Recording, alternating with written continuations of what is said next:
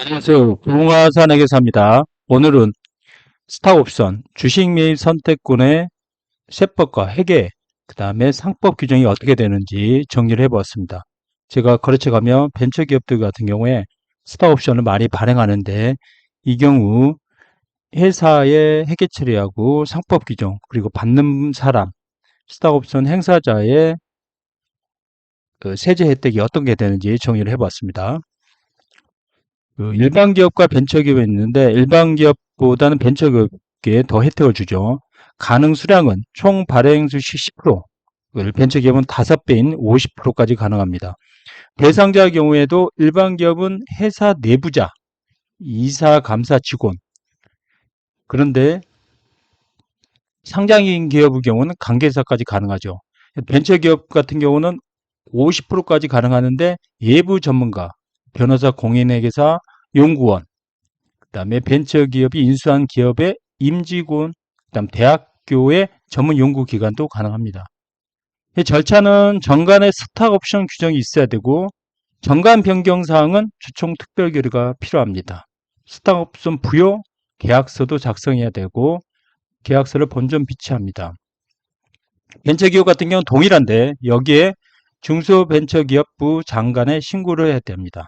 행사가격은 보통 일반 기업은 액면가와 시가 중에 높은 금액으로 합니다. 이거는 기존 주주에게 권리 침해가 되기 때문에 저가 발행은 안 되고 시가로 하는 겁니다. 자, 액면가. 그러나 벤처기업 같은 경우 액면가로도 가능합니다. 낮게 가능한 거죠. 시가는 좀 높을 수가 있어요. 벤처들이 VC에 투자를 받을 때 실제 비상장 주식 평가면 아주 마이너스인데 실제 가치 VC들이 평가할 때는 미래 가치로 평가하기 때문에 높게 평가될 수가 있습니다. 이때는 그래도 액면가로 가능하다는 겁니다. 행사 가격으로 신주를 교부하는 겁니다. 스탁옵션 행사하는 사람들은 그 돈을 내고 주식을 받는 거죠. 그래서 일반적으로 행사 가격은 시가를 할 경우에 비상장 주식 평가로 가능한데 벤처기업들 경우에는 액면가도 가능합니다. 그래서 부여 기준의 실질 가격으로 하는 거고 일반적으로 발행 주식 10%, 벤처는 50%죠. 그리고 주총 특별계류, 정관 변경 사항입니다. 그리고 추천 교류에 2년 이상 재직을 해야 됩니다. 2년 이상 재직을 하고 그 다음에 2년간 행사할 수 있는 게 상법 340조 사항에 있습니다. 그리고 근무하는 기간 중에 행사해야 되고 발생 이익이 그다음에 근로소 시가하고 그 당시 가격하고 행사 가격 차이 만약에 그 당시 가격 행사 가격이 5,000원인데 그 당시 가격이 3만 원이다. 그럼 2만 5천 원에 대해서 근로소득세를 내야 됩니다.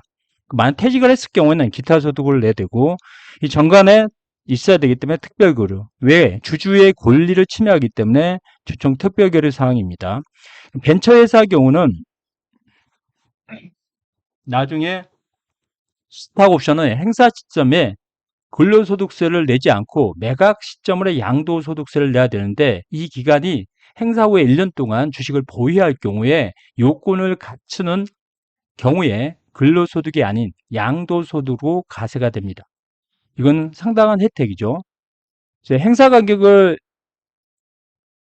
그리고 양도세 가세야 되고 이 스탁옵션은 행사 시점에 자본금을 늘리는 자본고래입니다. 그래서 손익 영향이 없습니다.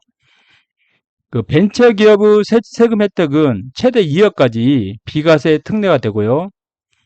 스톡옵션의 행사 이익에 분할 납부 특례가 있습니다. 최장 5년간 5회에 걸쳐서 분할 납부하면 되고요. 아까 말씀드린 것처럼 근로소득세를 내지 않고 양도 시점에서 낼 수 있을 경우에 적격 벤처기업이고 적격 주식 매수 선택권이 돼야 되고 그리고 이럴 경우에 행사가격 합계가 3년과 5억을 넘지 않아야 되고 행사 후 최소 1년은 가지고 있어야 됩니다. 이 경우 양도소득으로도 불가됩니다. 이 330조 2항에 주식 매입 선택권이 있습니다. 상법. 회사는 정관으로 주총 특별결의로 이사, 집행임원, 감사 또는 피용자에게 행사 가격만큼 스탁 옵션을 부여할 수 있다. 그러나 다음에 해당하는 자에게는 스탁 옵션을 부여할 수 없다. 이렇게 나옵니다. 어떤 자냐? 100% 10 이상의 지분을 가진 대주주. 그 다음에 회사 주요 경영에 사실상 영향력을 행사하는 뭐 임원이나 회장 이런 쪽에 있죠. 1, 2와 규정된 배우자 직계 존폐속도 안 되겠죠. 그리고 이 경우에는 10% 이상을 초과할 수 있는데 그러나 행사 가격은 다음 각 호의 가액 이상으로 실질 가격과 권면의 액면 중에 큰 금액으로 할 수 있다는 거죠. 그리고 340조 3항에 나와 있는 것은 정관의 규정에 다음 각 호의 사항을 기재해야 됩니다. 일정한 주식 매수 선택권을 부여할 수 있다는 뜻. 법인 등기부 등본에 나와 있어요. 주식 매수 선택권 행사로 발행하거나 양도할 주식의 종류와 수, 그 다음에 주식 매수 선택권을 부여받을 자의 자격 요건, 주식 매수 선택권 행사 기간, 일정한 경우에 이사의 계류로 주식 매수 선택권 부여를 취소할 수 있죠. 만약에 근무 기간을 채우지 않았거나 아니면 회사에 중단 안 좋은 영향력을 줄 경우에도 취소할 수 있습니다. 주식 매수 선택권은 인별로 계약을 해야 되기 때문에 추천 계율로 부여받을 자의 성명, 부여 방법, 행사 가격과 그 조정, 행사 기간, 그리고 행사할 때 부여받을 각각에 대해서 주식의 종류, 보통주냐, 전화우선주냐 이런 식으로 수, 부여받을 자와 각각의 계약을 체결하고 그 계약서를 작성해서 본점에 비치해서 영업시간 내에 열람이 가능합니다. 주식 매수대구 행사인데요. 이 상법에서 340조 사항에 추천 결유, 특별결유겠죠. 2년 이상 재임을 해야 됩니다. 2년은 반드시 재임을 해야 되고요. 벤처기업은 좀 다르죠.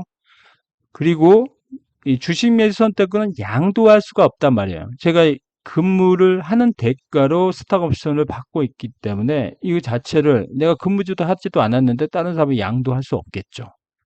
이 동규정에 의해 행사하는 자가 사망하는 경우는 합병과 상속은 포괄 승계이기 때문에 이 경우에만 상속인이 승계가 되고 행사할 수가 있습니다. 그래서 오늘은 전체적인 주식 매수 선택권에 대해서 정리를 해봤는데요. 주식 매수 선택권이 일반 기업과 벤처 기업과 나누는데 그 벤처기업 같은 경우는 상당히 많은 혜택을 주고 있습니다. 그래서 그 벤처기업은 양도소득으로 과세할 수 있기 때문에 그리고 나중에 그 제가 아는 분도 스톡옵션을 그 행사를 해서 근로소득으로 과세했고 나중에 팔 때 상장이 됐을 때 소액주주 요건이 되어서 코스닥이었거든요. 코스닥이면 그 2% 그다음에 10억 이하면 소액주주가 됩니다. 그래서 2% 이하이고 10억 이하에서 매도할 때 매매 차익에 대해서 양도세를 안 냈습니다. 시장에서 거래되기 때문에. 그러나 장외 비상장 주식은 기본적으로 그 소액주주냐 대주주냐에 따라서 10%에서 20%, 3억 초과는 25%까지 양도세를 부담해야 됩니다. 오늘은 스톡옵션에 대해서 전체적으로 정리를 해봤습니다. 궁금하신 점 댓글 부탁드립니다. 감사합니다. 구독